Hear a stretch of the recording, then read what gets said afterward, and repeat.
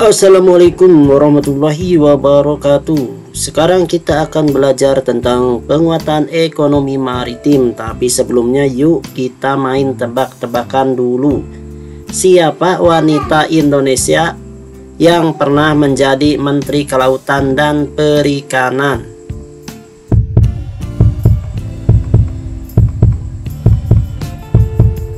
Jawabannya adalah Ibu Susi Pujiastuti yang terkenal dengan Tenggelamkan. Sebelum kita mempelajari penguatan ekonomi maritim di Indonesia, mari kita mengenal dulu sosok Ibu Susi Pujiastuti. Mengapa kita harus mengenalnya? Karena kita harus belajar dari beliau yang telah membangun ekonomi maritim di Pangandaran. Ibu Susi lahir di Pangandaran pada tanggal 16 Januari 1965. Beliau menghabiskan masa kecilnya di wilayah Pangandaran, Provinsi Jawa Barat. Seperti gadis kecil yang lainnya, Ibu Susi juga mengikuti pendidikan formal SD dan SMP. Ibu Susi melanjutkan sekolah ke tingkat SMA di kota Yogyakarta, namun beliau tidak lulus dan menyelesaikan pendidikan paket C di Ciamis. Pada tahun 1983, setelah putus sekolah, Ibu Susi memutuskan untuk mengembangkan ekonomi kelautan di wilayah Pangandaran. Ibu Susi menjadi pengepul ikan, membeli ikan dari para nelayan dan menjualnya ke daerah lain.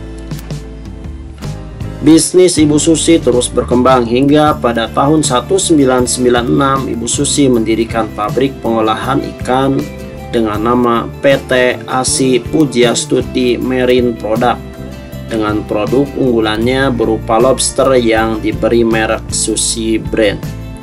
Bisnis pengolahan ikan ini pun meluas dengan pasar hingga ke Asia dan Amerika. Karena hal ini, Ibu Susi memerlukan sarana transportasi udara yang dapat dengan cepat mengangkut produk hasil lautnya dalam keadaan masih segar. Pada tanggal 26 Oktober 2014, Ibu Susi Pujiastuti resmi ditunjuk sebagai Menteri di Kementerian Kelautan dan Perikanan dalam Kabinet Kerja Presiden Joko Widodo dan Yusuf Kala. Selama menjabat, Ibu Susi membuat berbagai kebijakan, diantaranya memberantas penangkapan ikan ilegal atau illegal fishing di Laut Indonesia. Ia tak segan-segan memerintahkan penenggelaman kapal, terutama milik asing yang terbukti mencuri ikan di perairan Indonesia. Dalam rentang waktu November 2014 hingga Agustus 2018, banyak 488 kapal pencuri ikan ditenggelamkan. Kapal Vietnam sebanyak 276, Filipina 90, Thailand 50, Malaysia 41, Indonesia 26, Papua New Guinea 2, Tiongkok 1, Belize 1, dan tanpa negara 1. Selama 2 tahun kebijakan tersebut diterapkan, stok ikan Indonesia bertambah 5,4 juta ton atau sekitar 76%.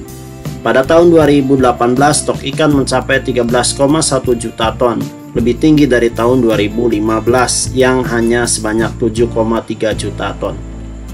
Kebijakan tegas memerangi pencurian ikan oleh Ibu Susi Pujiastuti juga berdampak pada meningkatnya ekspor ikan di Indonesia. Demikianlah Ibu Susi Pujiastuti membuat kebijakan dalam rangka pengembangan dan penguatan ekonomi maritim di Indonesia. Setelah kita menyimak kisah inspiratif dari Ibu Susi Pujiastuti yang merupakan mantan Menteri Kelautan dan Perikanan, mari kita kaitkan dengan materi yang akan kita pelajari, yaitu penguatan ekonomi maritim. Penguatan ekonomi maritim meliputi ekonomi kelautan atau marine economy, merupakan kegiatan ekonomi yang dilakukan di wilayah pesisir dan lautan serta di darat yang menggunakan sumber daya alam dan jasa-jasa lingkungan kelautan untuk menghasilkan barang dan jasa. Kalau kita tafsirkan, ekonomi kelautan itu meliputi bidang usaha ekstraktif atau pertambangan, pertanian, dan jasa. Contohnya, nelayan mencari ikan di laut dan pertambangan adalah bidang usaha ekstraktif, petani garam, petani tambak, dan budidaya rumput laut merupakan usaha pertanian, dan jasa pariwisata merupakan usaha di bidang jasa. Kalau kita kembali mengkaitkan dengan peran Ibu Susi dalam penguatan ekonomi maritim di Indonesia, khususnya di Pangandaran, Ibu Susi telah membantu mengepul ikan dari para nelayan dan hasil tambak ikan sampai ke pasar Asia, bahkan Amerika. Penguatan ekonomi maritim selanjutnya yaitu ekonomi maritim atau maritime economy, merupakan kegiatan ekonomi yang mencakup transportasi laut, industri galangan kapal dan perawatannya, pembangunan dan pengoperasian pelabuhan, beserta industri dan jasa terkait. Kalau kita tafsirkan, ekonomi maritim itu meliputi bidang industri, perdagangan, dan jasa.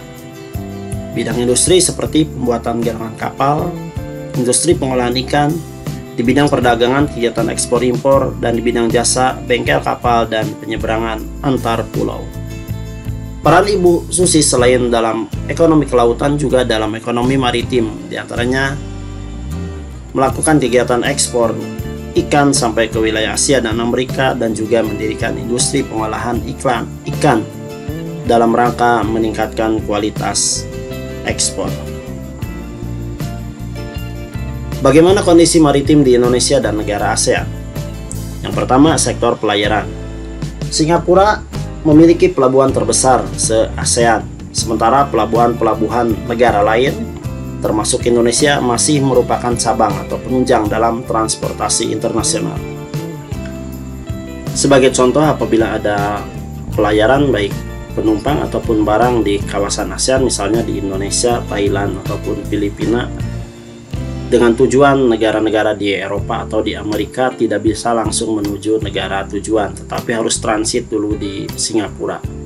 Baru di Singapura pelayaran dilanjutkan kepada negara tujuan di Eropa ataupun di Amerika.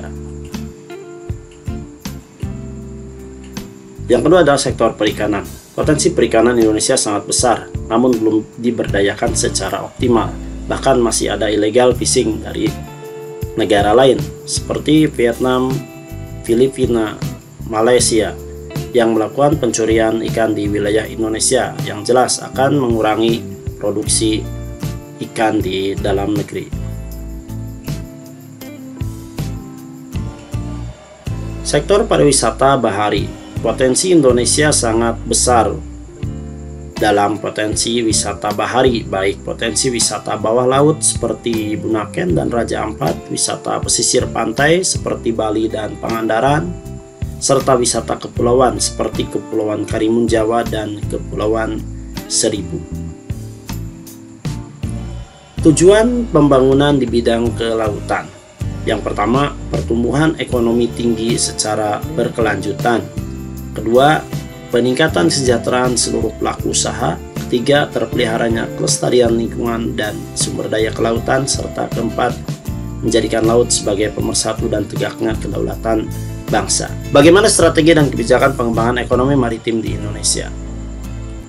Perubahan arah pembangunan pada pembangunan berbasis kelautan dimulai pada masa era reformasi pada tahun 1999. Pada masa Orde Baru sempat menghilangkan Kementerian Kelautan dan Perikanan, tapi pada masa reformasi Kementerian Perikanan dan Kelautan diadakan kembali. Ini menandakan adanya keseriusan dari pemerintah untuk membangun ekonomi maritim di Indonesia. Pembangunan infrastruktur kelautan seperti pelabuhan, pembangunan tol laut, dan industri perkapalan mulai digalakan oleh pemerintah. Tidak hanya pembangunan di area daratan saja.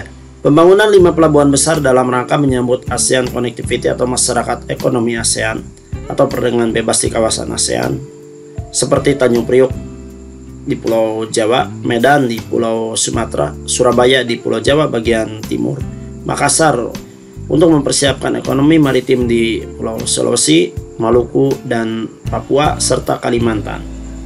Kebijakan di sektor perikanan yaitu bagaimana meningkatkan produksi perikanan laut di Indonesia dan meningkatkan ekspor di sektor perikanan. Salah satu upaya yang dilakukan oleh pemerintah diantaranya pada masa Menteri Ibu Susi Pujiastuti yaitu menghentikan pencurian ikan atau illegal fishing dengan cara menenggelamkan kapal-kapal pencuri ikan.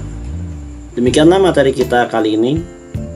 Peran Ibu Susi Pujiastuti dalam meningkatkan ekonomi maritim di Indonesia, baik di Pangandaran ataupun di Indonesia, ketika menjadi menteri sangatlah membantu peningkatan penguatan ekonomi maritim. Seandainya Ibu Susi banyak terdapat di Indonesia, ekonomi maritim di Indonesia akan meningkat. Atau mungkin di antara kalian akan menjadi Ibu Susi selanjutnya. Demikianlah. Terima kasih. Wassalamualaikum warahmatullahi wabarakatuh.